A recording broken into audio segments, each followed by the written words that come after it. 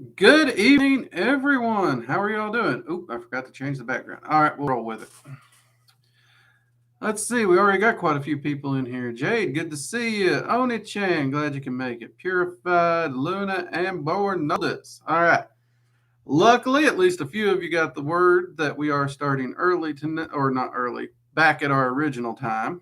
Um, we ran all the numbers, and seriously, the live streams have not had that low of a turnout since we first got started.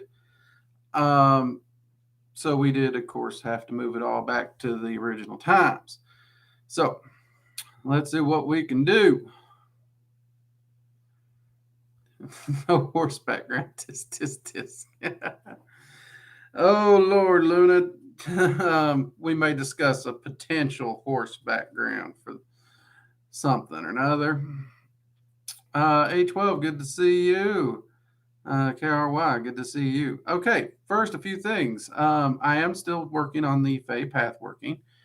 So I'm having a lot of fun with that particular path working.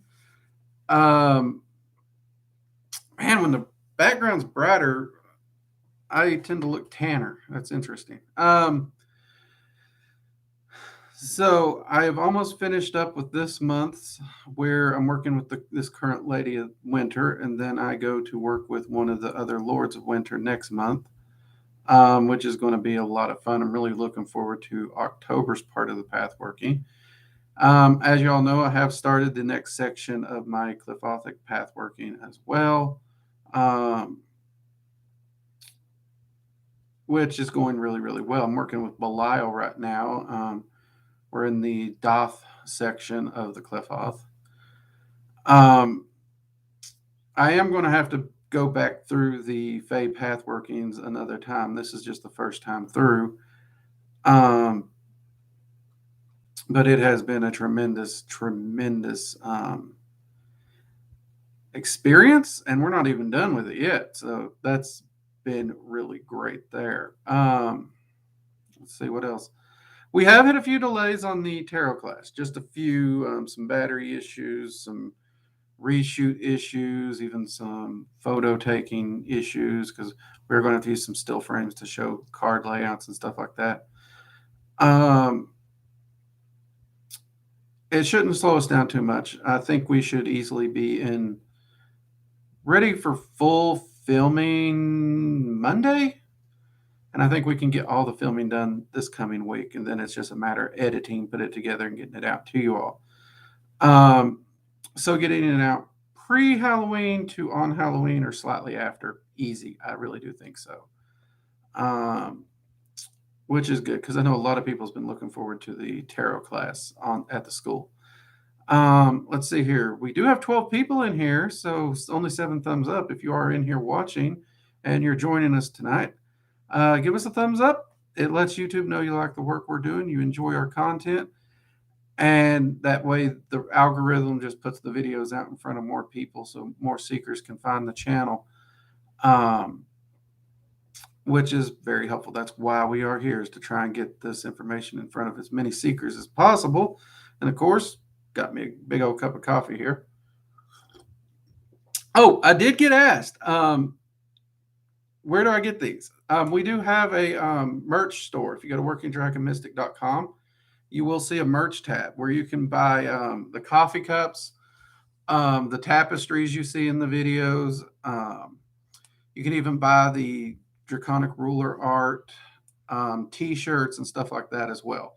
But the coffee cups and everything are there for those of you who have been asking me about them. So yeah.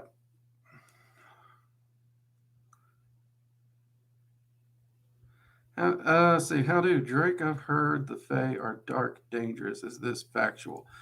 Um, well, technically, Stuart, the answer is going to be yes. Here's why. First off, generally speaking, Fae are dangerous, but they're not dangerous because they're necessarily bad. You do have the Winter Fae or the Unseelie Fae, which are referred to as the Dark Fae.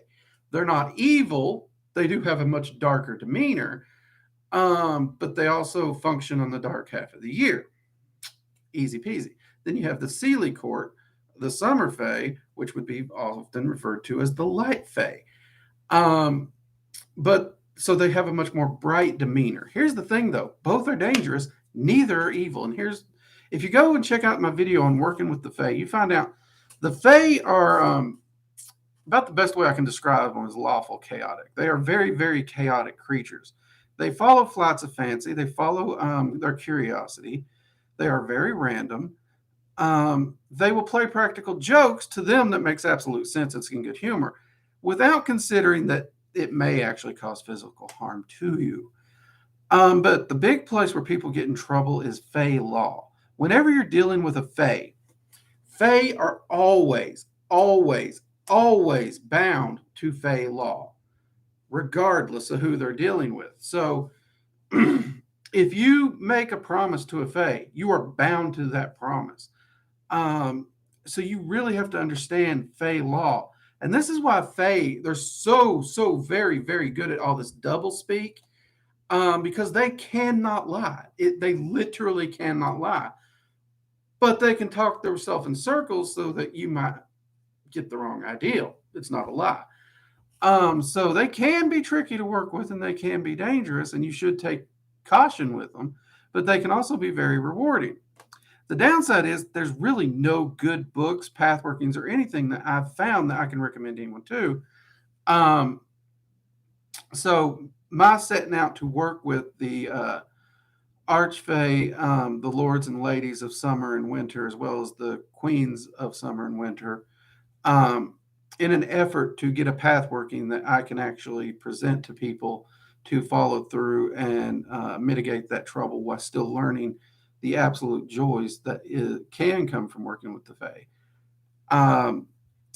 It's something I'm actually tremendously excited to do. And I won't say that this path working for me hasn't had bumps. It has. It's had a lot of bumps, but it's been very much worth it. But they can be dangerous because of that double speak. You never want to give a Fae your true name because they sure won't give you their true name. Let's see. Katie, welcome. It's midnight there. Woo, sorry about that. I'll probably be up till a good 3 or 4 a.m. here myself. So, but glad you could join us, Katie. Mugs up to you.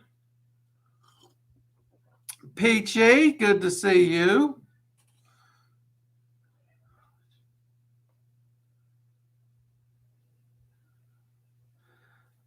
Which part was D&D terminology there, Oni-chan? You might actually be surprised to find out that a good chunk of lore from different fantasy games and fantasy literature actually comes from some historical lore and literature. So that might be why you think it's a D&D terminology, depending on what I missed.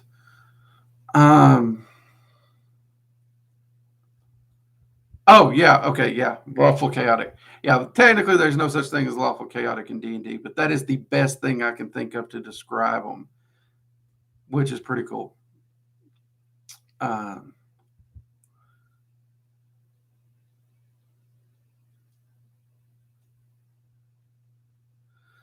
Purified, is there a demon you've worked / clicked with the best in the cliff off so far? Oh, Purified, that's a tricky question. Because I still have so many other of these Cliffothic Sphere rulers to work with that I hesitate to say one way or the other. Let me think. So right now I just started working with Belial through Cliffothic currents. I've worked with Belial in many other ways and currents, of course, through the Goetia. So in a lot of ways, it's like getting to see a new side to an old friend, you know? So I don't really want to say Belial, but of the ones previous, I really, really, really found myself enjoying working with Nama and Lilith. The two of them were fascinating to work with, each for different reasons, actually.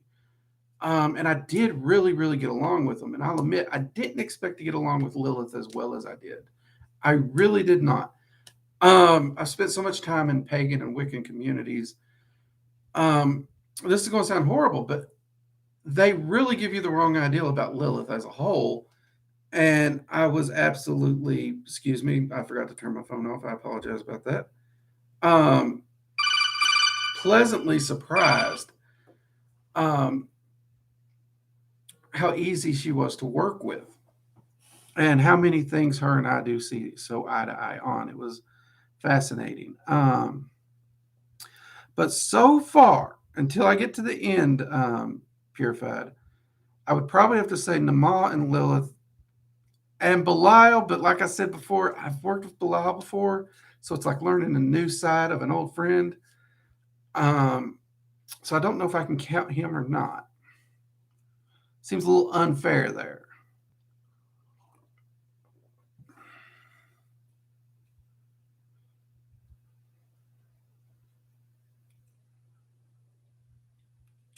Stuart, have you ever gotten to psychic vampire workings? Do you need to learn to protect yourself as a skilled mage? Okay, all you need to do to protect yourself from a basic psychic vampire working is a basic bubble shield. Can't get through it. It's that simple. It really is. You will see a lot of videos on the internet talking about all these, oh, the dangers of psychic vampirism. Oh, they're out there to get you. Blah blah blah. Edge lord bullshit. It's really not that hard. A basic bubble shield, which we covered like in the first month of this channel. If you look up basic grounding and shielding, that basic bubble shield will fix it easy peasy. And there's not a lot of people out there that's actually doing psychic vampirism in baneful style or harmful style ways. Um, that's more myth than truth, but I do know a few people who use different forms of vampiric magic ethically. So I do know the differences and I know its limitations as well. Um, but yeah, all you have to do to protect yourself is a basic, and I do mean very, very basic. Like I've seen 3-year-olds that can do these basic bubble shields.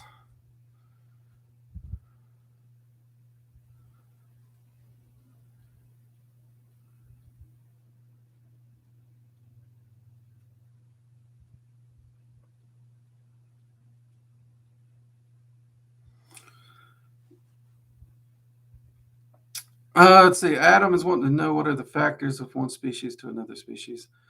For example, angels or fae. Largely deals with ideologies, energy currents, energetic balances, um, and limitations based on the entity. Believe it or not, entities, even outside the physical, do have limitations upon them. They do have strengths, they do have weaknesses. They are not all powerful. Even deities are not all powerful, as some people might have you believe. They do have weaknesses and limitations. Um, and Fae are very, very specific entities to a very specific realm. And believe it or not, angels have their own specific realm in which they originate from. Very few people are aware of its actual name because it's not heaven. Sorry, people. Um, so the origin of the entity does also play a part in that. And any entity whose origins is of the Fey realm will always, for eternity, be bound to Fey law. Fey law is governed at the core of all Fey beings. They cannot escape it. It is inevitably, it's in their genetic code of who they are. Um, that's why Fae cannot lie. It's not that they don't lie, they cannot. They're physically incapable of lying because of how Fae law works. Um, that's about the easiest way I could put it for you, Adam.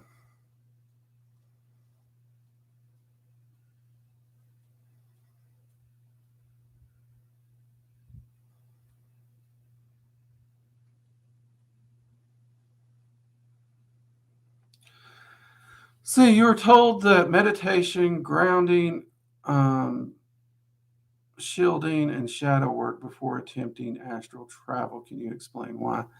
Well, I don't know about shadow work, but meditation, grounding, and shielding. Astral travel, if you mean astral travel specifically, astral travel is not that hard. Honestly, you could go to go over today, set up an astral sanctum, we got a video right here for free on this channel. Pop over there. Check out that video. Set up an astral sanctum. Go to your sanctum. You are doing astral travel. Bada bing, bada boom. Meditation and grounding. Anytime you're doing any magic, you're going to need to learn grounding to maintain your energy balance, or it can cause serious health issues. End of story. If you don't want to do that, you accept the consequences. Meditation helps you deal with your focus and discipline, which is required for all magic, especially astral travel. If you cannot maintain a meditative state and focus, you cannot astral travel, because the first time you're distracted, you're going to snap back. It's that simple. These are very, very base principles to magic. If you don't want to take the time to do them, don't bother wasting your time with magic.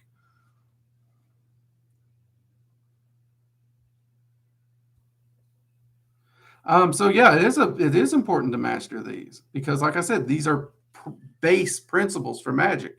If you can't be bothered to master these, magic's not for you. Go find another hobby. Um,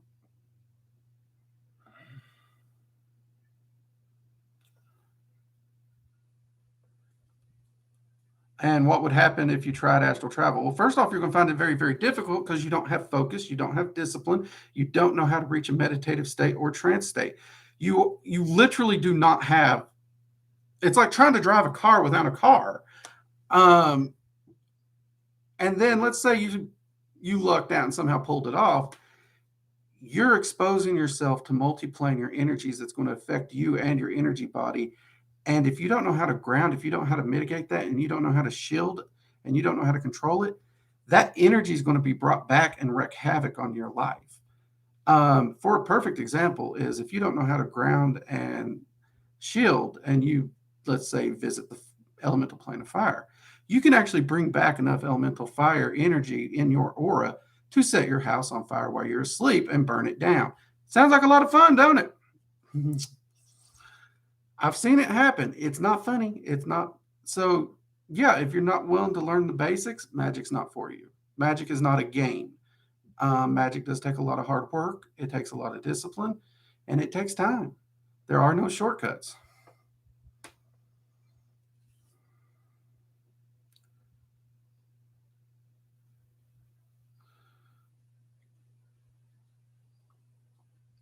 Stuart, no problem, man. Yeah, the grounded and shielding video has been there for a while, but it'll help you. It will help you.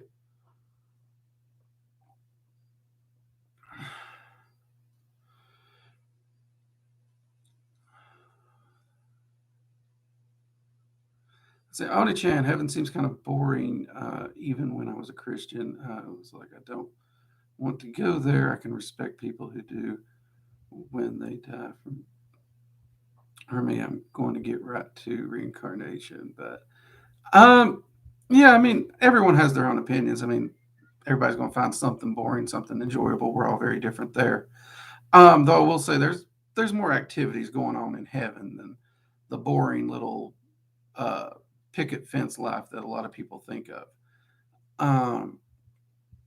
So there is that. There is more going on. As far as reincarnation, that's not really going to help you. You're still going to be bored, because remember, the soul's going to reincarnate in fragments. So the fragment that is the current you is still going to be in whatever afterlife you go to while the next piece reincarnates.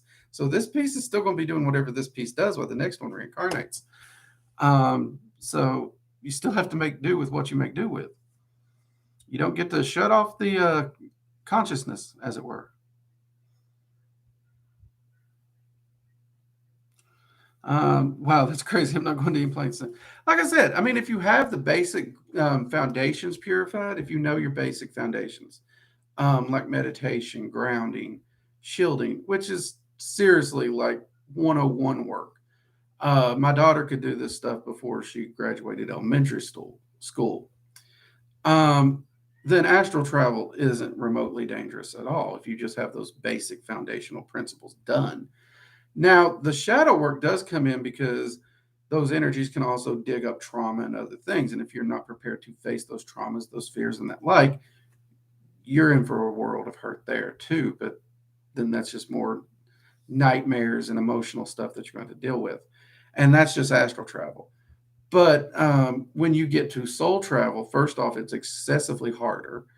And it actually is dangerous. There is actual dangers associated with soul travel.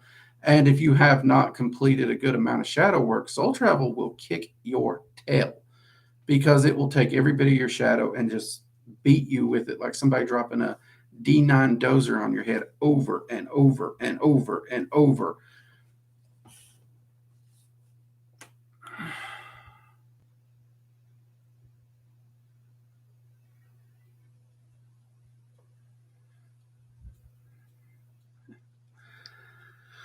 I don't know about red, green, and blue, but I do know that there's plenty of them with different lighting colors and stuff like that. And several of them have kind of like an aurora borealis style effect that happen in the distance in the evenings, which I find extremely beautiful personally.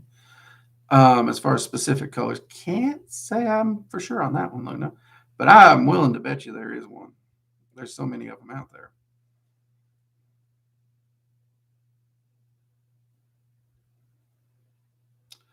Um, yes and no, Oni-chan. That's kind of a tricky one because generally speaking, you're going to until you ascend, you're going to end up going to one of the afterlives um, that's already pre-existing.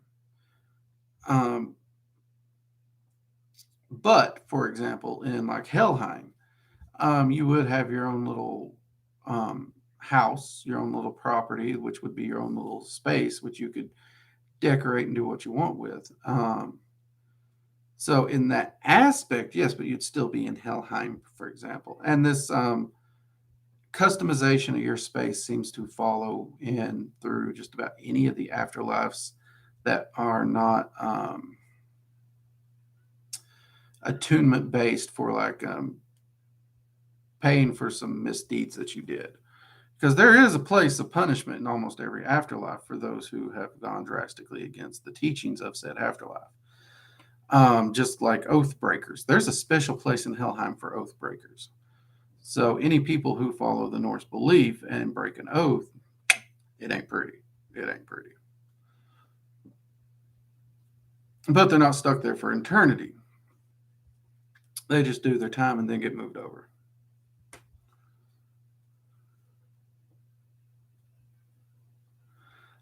Stuart, what's my opinion about ETs? Have I ever been in contact with any? And have I seen any UFOs? All right, here's the thing.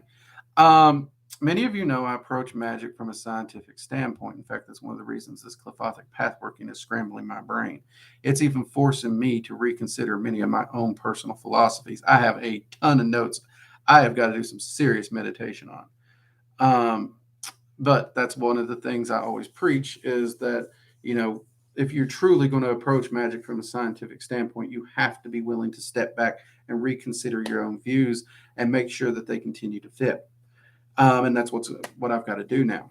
Um, but that said, when it comes to ETs on the sheer size and mass of the universe, not just the multiverse, I would have to say that the probability of some other life form existing out there is pretty good. Pretty good. Have I personally sat down and contacted an ET? Well, ET stands for extraterrestrial. Terrestrial means this planet. Anything not of this planet would be an ET, extraterrestrial. Therefore, every entity not of the physical plane and Earth that I have spoken to is an ET, and thus the answer is easily yes. Have I spoken to aliens of the physical plane? No. Nor do I have anybody that can actually verify having done it. I know a lot of people that's claimed it. A lot of people that's claimed it. I've interviewed a lot of them. And then when it comes to UFOs, we use UFO in modern time to mean alien automatically. It's an alien. That is not what UFO means at all. UFO means unidentified flying object. Okay? That means it was in the air, it was moving, it was unidentified. No one knows what it is. Technically speaking, if you take a bag of dog crap, hurl it across your fence, your neighbor sees it but don't know what it is, that's a UFO. And because of this, you do see a lot of people reporting UFOs. There's an unidentified flying object. And because it is classified as unidentified, everyone jumps immediately to aliens. And this is where everybody gets to the government, Navy, military cover up BS, because it is officially categorized as UFO, unidentified flying object, not alien. Um, and we have words matter, people. Words and meanings matter. Um, and I have seen a lot of weird things. I've seen a lot of weird evidence. I've seen a lot of weird photos. But I've never, ever, ever, ever, ever seen proof of aliens. Now that said, I've been on research teams for them before. I've enjoyed looking for them at times, um, but at this point, the UFO research has turned into more of a cult than a science, and that's when I stepped away from it. And that's why you also don't see me talk about it a lot on this channel, because they have thrown science out for cult-like faith, and that's pointless to me. That's useless. Um, because honestly, you got a better chance of finding a Smurf than a UFO, based upon the way they do their research. And that breaks my heart. Same thing with paranormal, though it hasn't got as bad yet. But I don't really do a lot of paranormal research with many of the teams I did because of that cult like mentality that's developed around it. They've tossed the science out. And if you're going to try and prove something to me, then your science better be solid and it better not be based in faith or half baked. So I do admit aliens are a possibility, but I would say 99.9% of alien literature is conspiracy and falsified.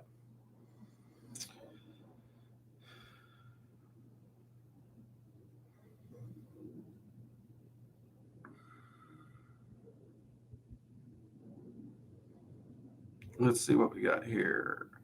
Adam, if you can't visualize, you can think it. If you can think it, you can do it. Okay, for example, think of something that you know right now, like a freaking Big Mac. Whatever pops in your mind emotionally, thought wise, even if it's just like a whatever, think of what a Big Mac looks like. Just think of it. It doesn't have to be a perfect picture, but just think of what a Big Mac looks like. Even people who can't visualize, and I know the condition you're talking about, they still know what something looks like. And that's what you need to do. You need to think of it like that.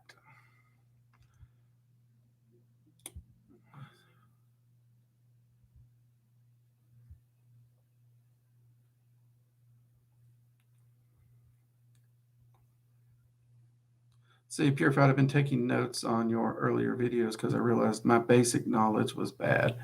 I can at least enter my sanctum with quite a lot of realism, and my senses are doing good.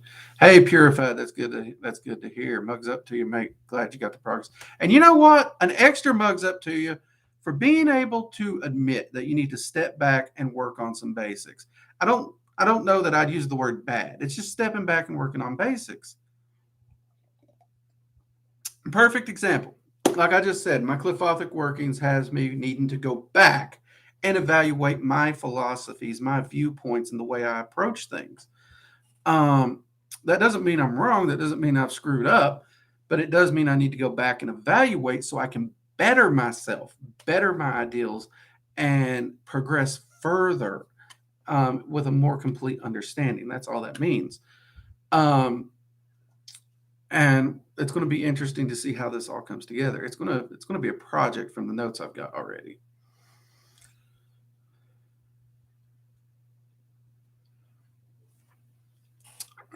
Yes, Jade is correct. Please refrain from talking about substances. Um, we got 23 people in here, 13 likes. People, give us a thumbs up here. Come on. Ain't that ugly, Emma? Surely we can get some more thumbs up in here. I mean, even if I'm ugly, give me some props for at least being goofy or something, you know? Besides, it lets YouTube know, people enjoy this, and more people can come, more people can find the information. Even if they don't agree with me, it may point them in the direction of a path that can help them. 'Cause I don't care if you agree with me. My only thing is, I hope you find a path that functions manifesting what you're wanting and actually gets you to where you're going. I just want you to be the best you can be, whatever that may be. Okay? Let's see what we got. Cheers for your honesty, bro. No problem, Stuart. I know that I could get on here and I could jump on the alien bandwagon and I could say things I don't believe. And I could probably score a bunch of views. And I know it sounds weird, but I'm actually not here for views. I'm here to try and genuinely help people as best as I can. And I cannot support nor tell you to do something that I haven't seen function. And I'm sure that's one of the things that slows my channel down from growing. But you know what? I'd rather be honest of what I've seen, honest of what I've experienced, honest what I have been able to apply my philosophies to, than to just hit it big on YouTube being a liar. That's just who I am. If I'm never big on YouTube, at least I'll be an honest man.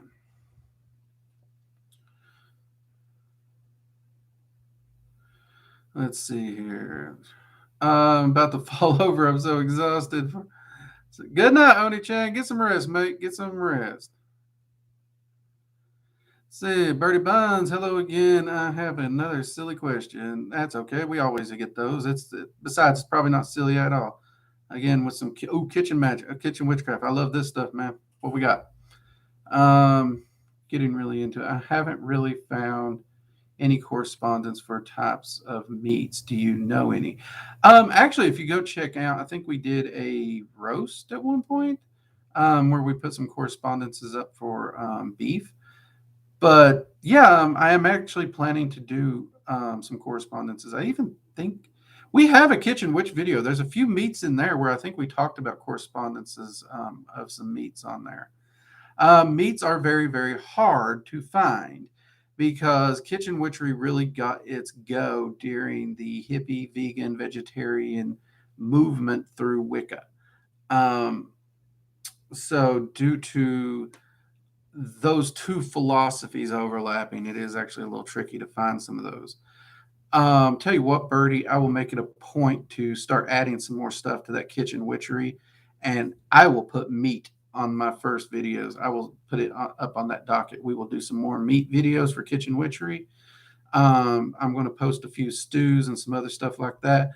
I actually will probably see if I can bust out the camera even and fire up the smoker, and we'll do some outdoors kitchen witchery as well.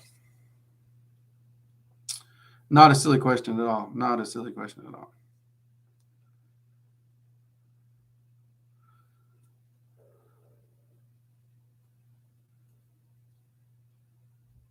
No, Purified, that is solid wisdom right there. Build a good foundation before you climb so high and then fall when it crumbles. That is absolutely solid and that wise. I'll be honest with you, Purified. I wish I had that wisdom earlier in my life because believe me, I done made a lot of mistakes and fell on my head a lot. It was not fun. So yeah, good on you, mate. Scripps ahoy, good to see you again. What are the best types of spells and works for me to get to know my guardian dragon? Any of them, honestly. Working with your guardian and spending time with them in your astral sanctum is the best way to do it. If you're in Dragon Magic 101, there's actually a path working where we give a few spells. There's even a few games and activities that we give out that can help you build that bond. But at the end of the day, it's spending that real time with them in doing it is the best thing you can do. And I would actually say do spell work that is needed. What do you need in your life? What are you trying to manifest? What are things that you want to work on? And what are some spell styles you like? If you prefer sigil magic or candle magic, you and your guardian work on those. That way you both get to know each other on the concept of what you really need to do. Don't overcomplicate it. That's it, AT. Happy to see you, brother. Mugs up to you, my man. Have a wonderful weekend. Hey, AT, appreciate it. Mugs up to you, too. You have a great weekend, too. Let's see, Katie, I watched your video on letting go, And have to say a lot of what you said I can relate to in my everyday life. So a big thank you for the tips for letting go. Katie, no problem. I'll be honest, more often than not, that seems to be one of the biggest holdups people have. And it's a hard one. It really is a hard one. And, I was really looking forward to that video because I really do think that one's going to help some people. And I'm glad you found it helpful. So, mugs up to you. See, Birdie, thank you. Heck yeah, meat magic. There you go, Birdie. See, now you're thinking like me. Now you're thinking like me. Yeah, we're going to fire up that kitchen witch list a bit more. Um, I think we've gotten a little bogged down with like the goetic spirits and stuff like that, that some of the other factors have kind of fall to the wayside that I think are very, very important. I've always said I think kitchen witchery or kitchen magic is perhaps one of the most practical ones out there. Anyone can do it very simply, very easily, and it's very functional in practically all aspects of life. So that is a list that is a playlist I think really, really, truly needs built up more. And I like how you pointed out the areas like the meats where there's just no freaking correspondences. So I'm going to make it a mission. We're going to focus on meat. We are going to focus on meats and critters, and we are going to get us a correspondence table built for meats and critters there, Birdie. All right. You gave me my mission. Mission is accepted. We're going to get it done.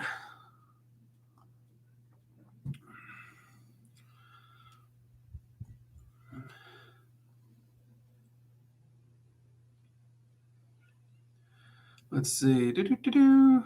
I usually just invite them to all my work. Yeah, see, there you go. Luna's got it. She just invites them to all her workings, teamwork, team building exercises. Think of it like this: you and your friends, when you get together and you got stuff to do, you do what you got to do, but you build that friendship because you go through life, you do what you got to do, but you do it together. And you end up with great stories to tell each other. Really, this is the same thing. Just spend the time with them, do the magic with them. It's amazing. Adam, go over and check out the Astral Sanctum video. There's an entire video explaining that topic far better than I can do during a live stream here. Jedi Master, been a while. Evening, good to see you.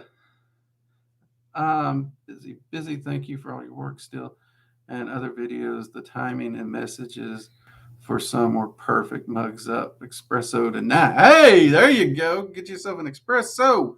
I'm drinking a highly, highly, highly caffeinated coffee tonight. The wife made it for me. It's good. I'd give you their name, but they're not sponsoring me. So. And YouTube gets mad if I mention a particular brand, and they're not sponsoring me. So, yeah. But that's okay.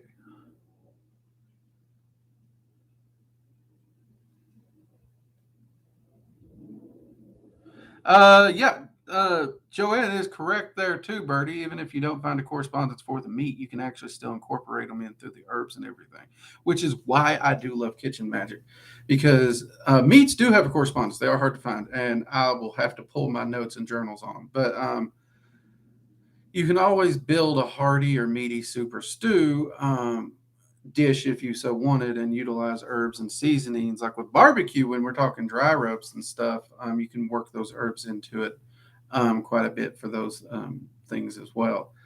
Um, and you can also use sigil magic, because one of the things that I will do a video on, and I'm going to show me doing this, is I actually put sigils and empower the actual wood that I'm throwing onto the smoker, so that the smoke itself helps to empower the meat that I'm smoking, which gives me a long, long charge time. Because if you figure like a brisket or a pork shoulder can take anywhere from 8 to 16 hours to cook, that is 8 to 16 hours of pure energetic fortifying of that dish.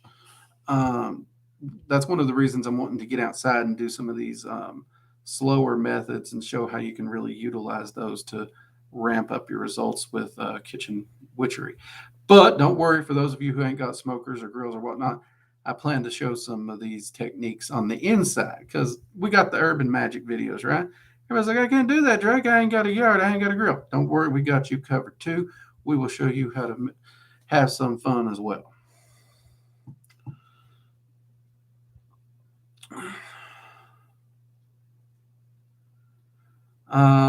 Wait, what?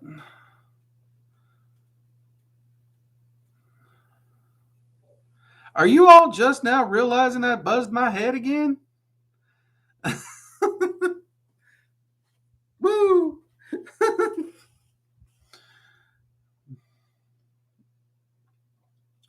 Yeah, I buzzed my head again. It's been 2, 3 weeks now.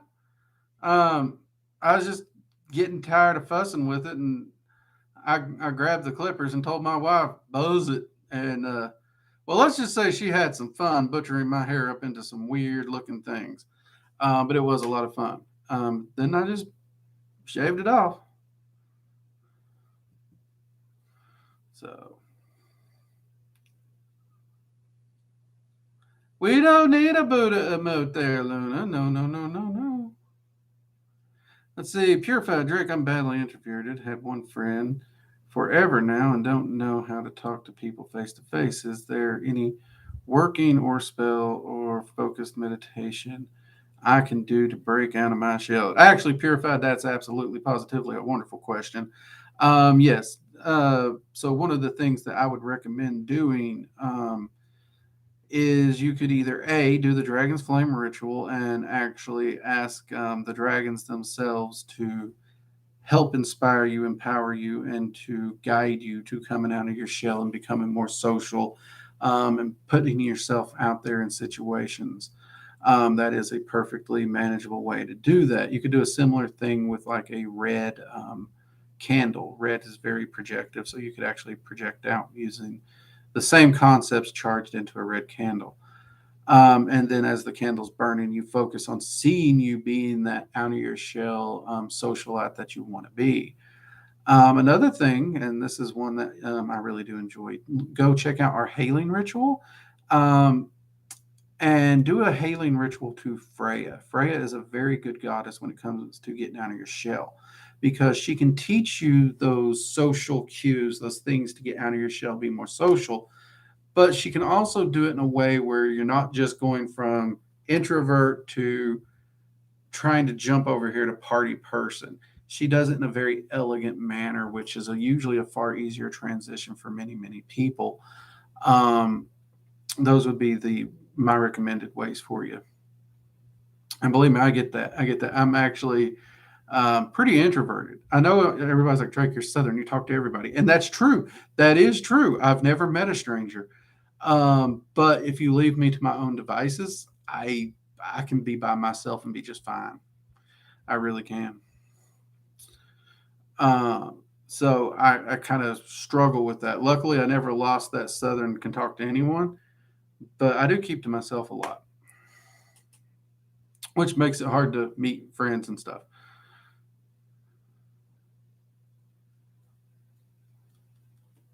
Oh, I don't need a scrying ball, Luna.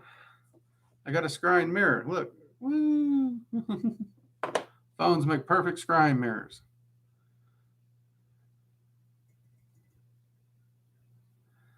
Well, for a week or two, you didn't have electricity, Peachy. That would be one thing. That, and I do tend to wear my hat, so I don't think many of you pay too much attention to around my ears during the live streams.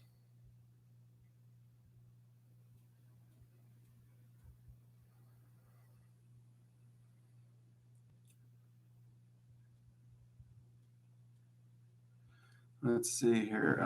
Let's see. At Freya is a very constructive goddess to work with. She will call you on your crap, but also help you through it very, very well. Yeah, I love Freya. She can have a very drill sergeant like personality if you get lazy, procrastinating, or just don't want to do the work that you've already set up to do. But you're right, she is very constructive and she will help you through it the whole way. She is I love working with Freya. She is one of my favorite goddesses to work with, hands down. And you're right, many of the Norse deities have a similar philosophy to them, which I think is why I gravitate to the Norse, actually. There is none of this victim mentality. It's get up, get off your hind end, and let's do some work. We can get there. We can. It's going to take some strength of your back, sweat of your brow, but we can get there, and let's get there. And they're going to teach you to get there. They won't just do it for you. They're going to teach you to do for yourself. And I truly love that mentality. I do coffee magic. There's at least, I don't know if it's in a class or a video, because I got several students who laugh at me. I was actually doing a spell. I think it's in the Dragon Magic 101. So I'm going to out myself here a little bit. Where I was actually doing a spell to empower some coffee that I had there in the work area. And usually when I do a potion, a spell, or something, I just chug the whole thing. But I hadn't thought this through too much because I literally poured this cup before I turned the camera on. So I went through the whole thing, did the working, did the empowerment and everything. And then you see me pick this up and go to chug it. And I burned myself right there on camera. I'm just like, oh, that's hot. Yeah, okay, so it is. It's in Dragon Magic 101. I thought about cutting it out and reshooting it, but you know what? I left it in because it's just too perfect. It's just that's the way it really works for magicians, people. We make those little mistakes and then we have to move on because hey, that's just life, right?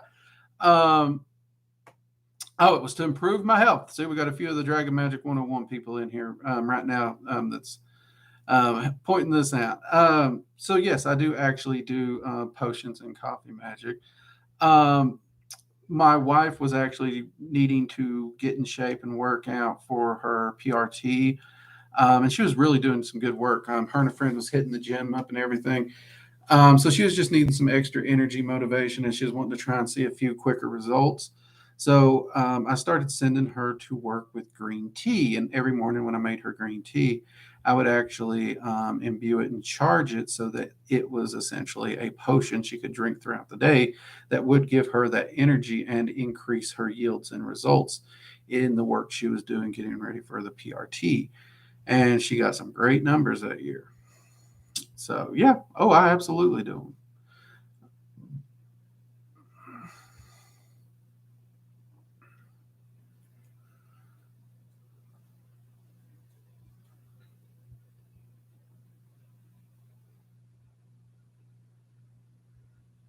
Let's see, Stuart, you said there's no shortcuts to learning black magic. Well, magic. Magic is magic. It's not black or white. Magic is just magic. But what would you say stepped up your knowledge and skills the most? For example, grimoires or research. Research, hands down. Hands-on practical research. I'll be honest with you, I could literally take all the grimoires I've bought and toss them because most grimoires published out there, they're incomplete. Um, they don't do a fair job of explaining anything, nor do they actually teach you anything about tracking your actual real results. Um, and that is one of the biggest things I've seen that kills people when they get into magic. Everyone wants to come to magic like it's a wish granter, or they want to see quick, fast results, and they don't really even begin to know what to expect, what magic is, how it functions on its basics levels.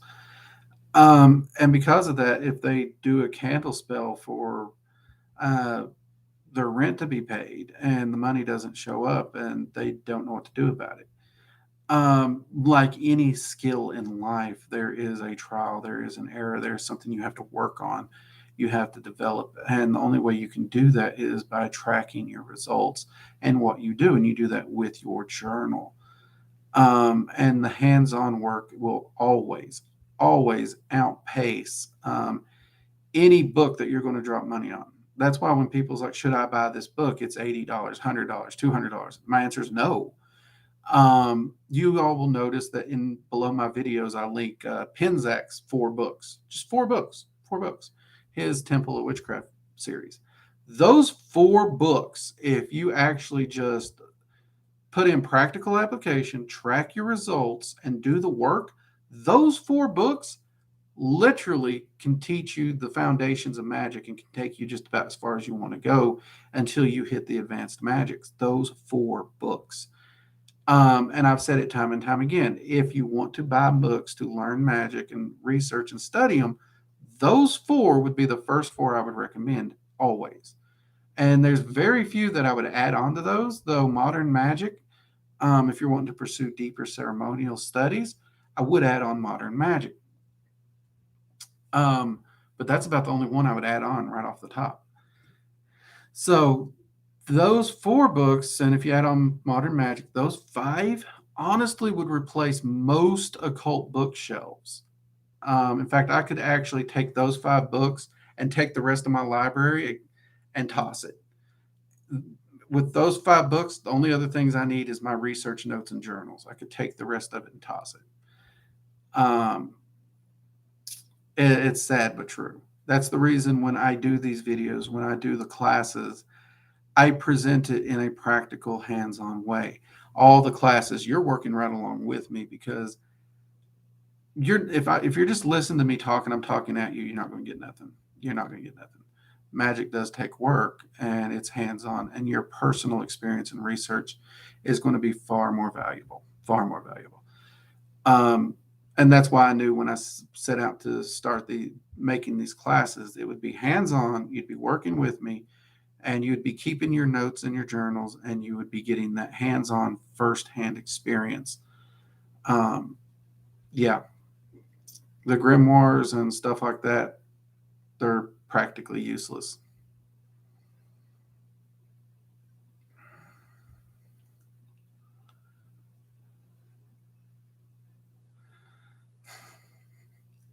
Well, I'm glad y'all enjoyed me leaving me burning myself into that class. It was funny. I was laughing at myself too. I honestly was.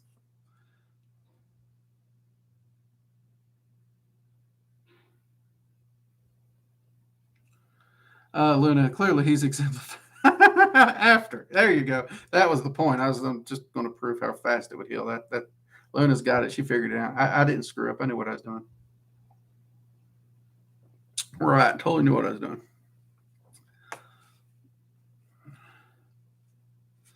Anime pick movies. What introduced you to magic? Well, we had a roommate for a while. He was Wicca. He practiced magic, and I've always loved science. So him and I had a few discussions that was interesting. But I actually originally got into magic as a practice to essentially disprove it. I literally came into it to apply it, utilize it, and basically do all the steps I'm telling you all to do. And I was going to keep my recordings, keep my findings. I was going to see how many spells panned out, how many spells didn't pan out, do the math, because I had to find a way to try and give a percentage to something abstract, and I needed it to be high enough that it wasn't just coincidence. And I want to say I gave it 6 months to a year that I was going to do this. And in doing so, instead of disproving it and being able to poke fun at a few friends of mine, in good humor, of course, I ended up finding something that had actually manifested quite a bit more results than I expected. And like any good researcher, I didn't stop there. If I was able to get results with that, I wanted to pursue it further. And every step I took, I wanted to know more. There was another step, another step. And over the years, I continually saw my manifestations and my results continue to grow and increase as well. So it's ironic that I'm here because essentially I originally stepped into magic as almost a disproving thing. And that was actually shortly after I stepped into Wicca as a spirituality at the time. Because I knew I wasn't Christian no more. I figured that one out, but I wasn't sure where I stood on magic. And I knew you could do Wicca without magic, but I needed to find out where that was. The irony behind that is I'm not really spiritual at all now, but now I do magic, even though you see how that flip flop. Like I said, you got to be able to be willing to reevaluate your standing. Um, but I will admit, I was extremely, extremely surprised by the results. And I am glad I'm open minded enough to follow the data and the results and not to just walk blindly, stubbornly, and bullheadedly, because you don't grow if you just lock down and you refuse to um, follow and be open minded to actually pay attention to what you're observing. You're never going to grow in any shape, form, or fashion. Um, so there is that. Do I believe in the theory of spiritual's parents? No, actually, I don't. I've seen nothing, Lotus, to personally make me believe in that. I find it to be an interesting theory. Um, Now, I'm not going to just sit here and say, "Oh, that's stupid," because I don't necessarily believe it's stupid. Like I said, I find it to be an interesting theory or hypothesis, and it's actually comforting to a lot of people. And you know what? Placebos have helped a lot of people with a lot of pain. So I don't see anything wrong with it. I've not seen anything in my research to back it up. And well, y'all know if I haven't seen data enough to back it up, I can't back it up. But I do find it to be an interesting concept, but I don't personally believe in it personally, if that makes sense there, Lotus. I do know several people who do believe in it. And it's been interesting anytime they've sat down to talk with me about it because they've not, in talking about it, I've actually seen them. They're like, "Well, I really don't have anything to offer. It's something I feel." And I understand that. And many of you know I can't do things by feeling. I'm not a feelings kind of guy. I'm I'm logical. I'm mental. I don't do things by feeling. Um, so I got nothing against it. It's just not something I personally, at this time, seen any information or data to make me believe it. Lotus. Hope that makes sense.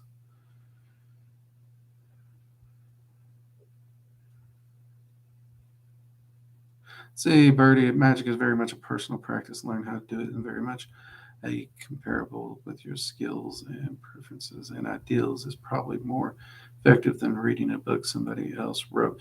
That is very well said, Birdie, and that's actually why I like Penzak's books.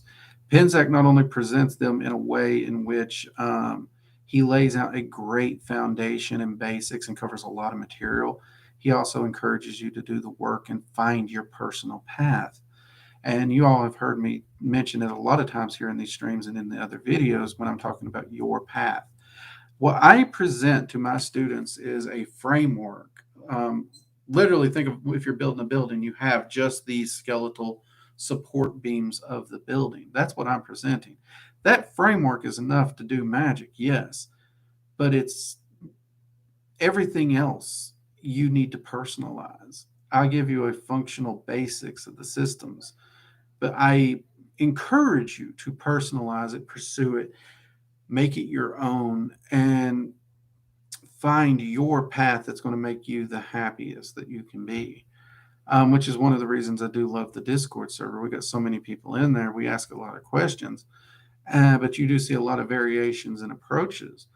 And I've seen some interesting variations to those approaches. I can't say I understand all the variations, but here's the beautiful thing about it. I don't got to understand it.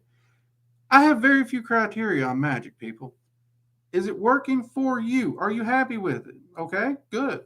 Are you getting the manifestations you want to get? Okay, good. Are you living your best life and is your practice helping to enrich your life and move you toward the goals you wish to perceive? Yeah, okay. Guess what? If you've got that, I don't care. I'm happy for you. But now, if something in that little trinity there isn't fitting, that's when you should step back, ask questions, reevaluate, and adjust.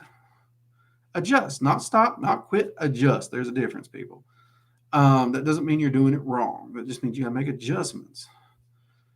Um, so don't beat yourself up over that stuff. But a lot of people, man, they get moody over that, don't they? They really do. You have to do it this way. You have to cross your eyes. You have to stand on one foot while reciting this incantation. You got to do this. Horse shit. If it's working for you and you're happy and your practice is manifesting and giving you the results you want, screw all those other elitists. You walk your path. That's why all I want to do is give you all a framework so you can find that path that works and makes you happy. All right. Now, with that said, I've got a bunch of people flashing time warnings up on me. So I am going to have to get off here. Let's see. Anime picks movie. What do angels look like? Oh, they are absolutely eldritch works of horror. They absolutely are. They are terrifying. Go to Google and type angels true appearance. You will see some weird shit. Seriously. Angels do not look humanoid at all. An angel's true appearance has nothing to do with a humanoid shape.